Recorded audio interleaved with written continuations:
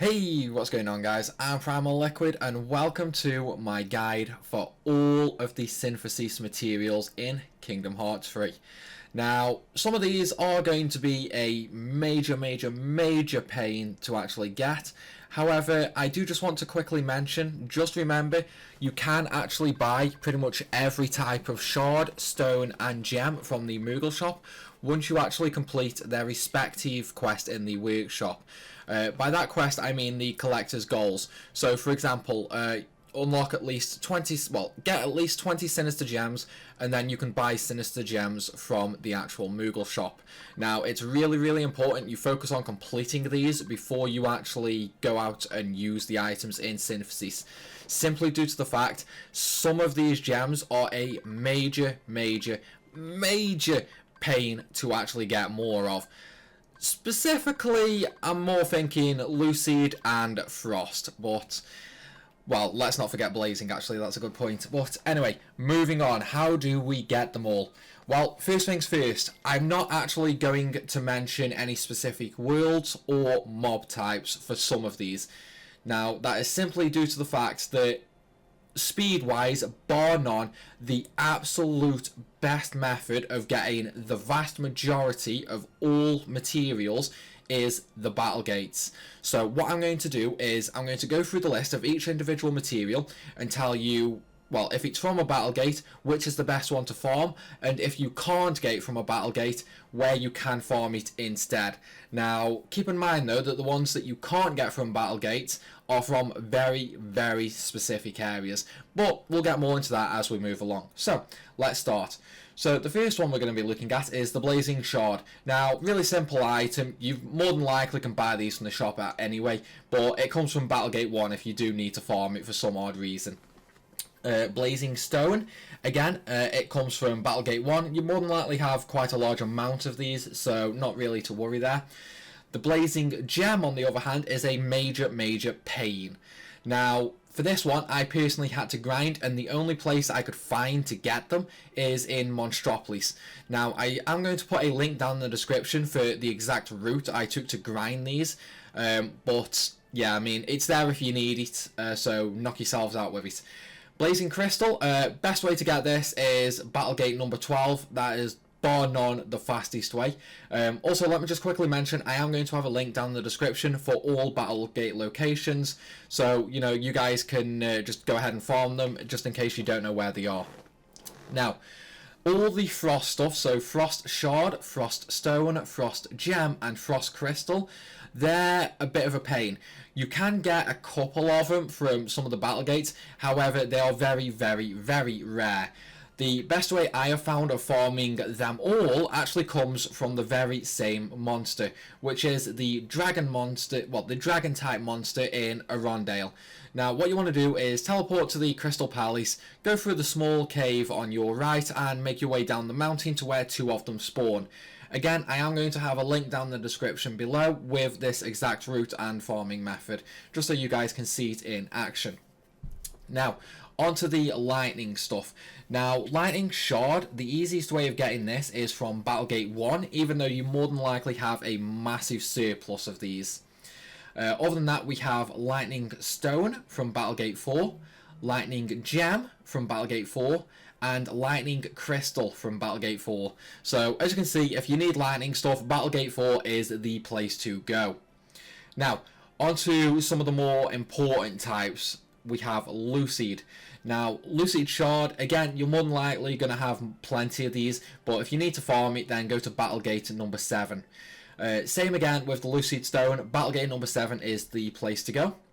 Now, for Lucid Gems, there is literally no competition here. The best place for these is Battlegate 10. You will roll in them by doing that.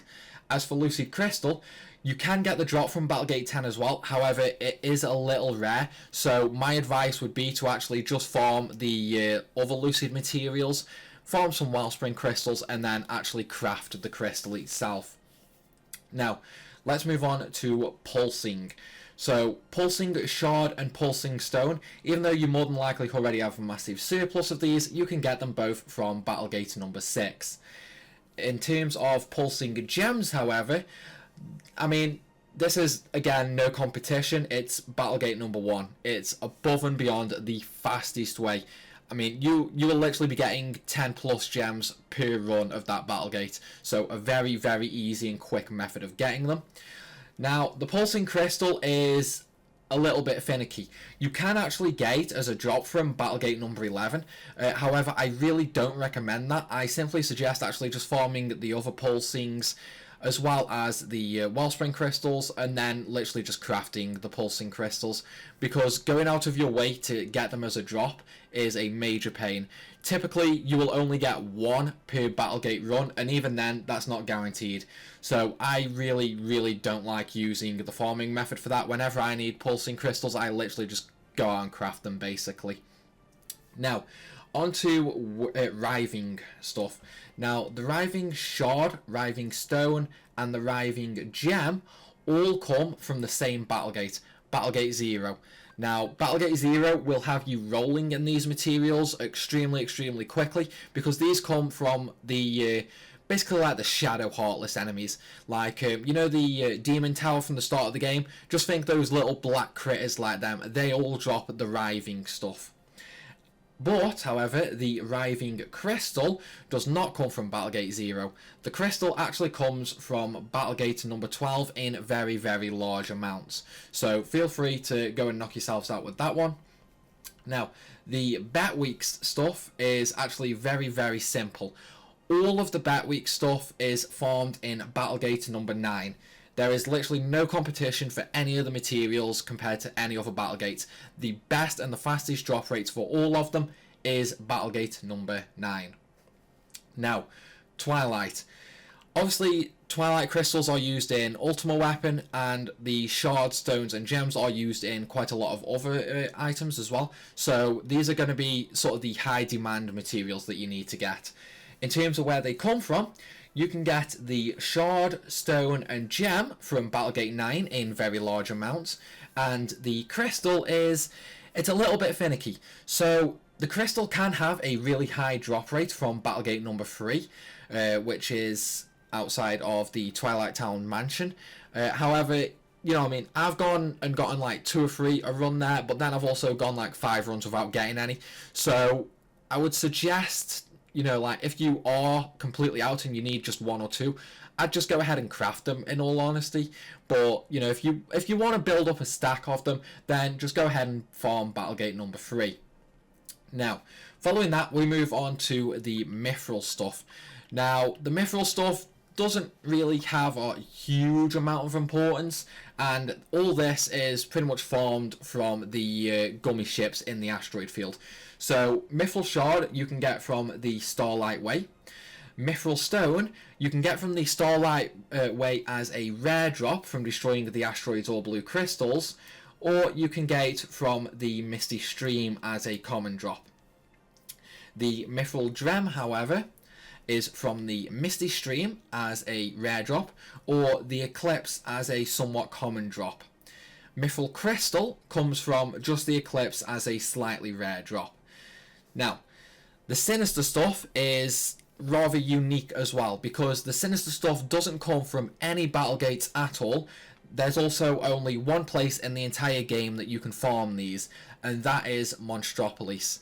Now, down below I have a route video. Well, there's going to be a video link in the description which shows you the exact route that I took when farming all of these. It shows you exactly what enemies you need to kill, and the route takes about 5 minutes. You simply get to the end of the route, use the save point, walk back to the start, and you can just start all over again. So yeah, if you need to farm Sinister Stuff, then check the link down below, and that will have the guide there for you. Now, on to Soothing. Soothing is really, really, really straightforward. Chances are you're probably rolling in all of these. Maybe you're lacking a few crystals, but that's all. Now, all the Soothing stuff, including the crystals, is best farmed in Battlegate number 10. Okay, on to Wellspring. Now, Wellsprings are very, very important for a lot of things, especially the Wellspring crystals. Wellspring crystals are used in quite literally every crystal that you craft, and also pretty much every single high-end item, as well as a lot of middle tier items as well. it's no joke to say the Wellspring Crystal is going to be the item that you need the most of. Now, in terms of the Shard, Stone, and Gems, the best place to farm these is with all the soothing stuff in Battlegate number 10. If you want the Crystal, it's no competition again. Wellspring Crystals come from Battlegate number 12. A single run will last about a minute and you'll end up with between 5 and 8 crystals per run. So again, you know, it's no competition. Do Battlegate 12 for Wellspring Crystals. Okay, now we're on to the really irritating ones. So the Hungry Shard is something that you'll probably unlock in the shop just by playing the game casually. But if you do need to farm it, then go to Battlegate number 3. The Hungry Stone, again, you're more than likely going to unlock this in the shop just by playing the game normally. But if you do need to farm it, then just go ahead and do Battlegate number 6.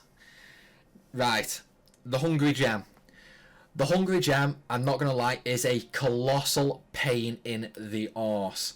Now, you do get 8 from completing the workshop collector goals. Other than that, you need to find the other 12 from other places. You can find a couple in like chests and things like that. However, they don't come from any battle gates, and I've literally spent the past 12 hours going through the entire game again, killing almost every single monster I could find. And so far, I have found literally one monster that will drop this even remotely. And that monster is the exact same one that you're going to farm for the frost stuff, which is going to be in Arondale. Now, again, I will have a link down below in the description for that exact monster, which you can follow for the Hungry Gem as well. The part that you need to kill for the Hungry Gem drop is actually the tail on the dragon monster. It is only the tail that can drop the gem. The downside is it can also drop the stone and the crystal. So you're going to be having a bit of a tough time getting the Hungry Gem. What I suggest doing is not using any of them until you get 20, so you can actually just buy them from the shop. This is the one this is the one material that I'm just going to straight up suggest don't farm for. Just unlock it in the shop and just buy it, because it's much easier to farm money than it is to farm these damn gems. Okay, moving on to the Hungry Crystal. Hungry Crystal, you're more than likely going to get a big stack of while you're farming Wellspring Crystals, because they come from Battlegate number 12 as well. Okay, on to the other stuff like Fluorite and Damascus. Now, these last couple of items are used to upgrade your Keyblade in the Keyblade Forge. Now, Fluorite, the easiest way of getting that is in the Starlight Way by destroying the asteroids and blue crystals. Damascus is a rare drop in Starlight Way, but a common drop in Misty Stream. Adamantite is a rare drop in Misty Stream, but a common drop in the Eclipse. And finally, you can also get Orichalcum and Electrum from the Eclipse as well, all by destroying the asteroids and blue crystals. Finally, the Evanescent Crystal and the Illusory Crystal are actually drops from completing battle gates. Those are used in Mickey and Donald's Ultimate Weapons, as well as a couple of armors. But guys, there you have it. That is how you can get all 78 Synthesis materials. But that's where I'm going to end this video, guys.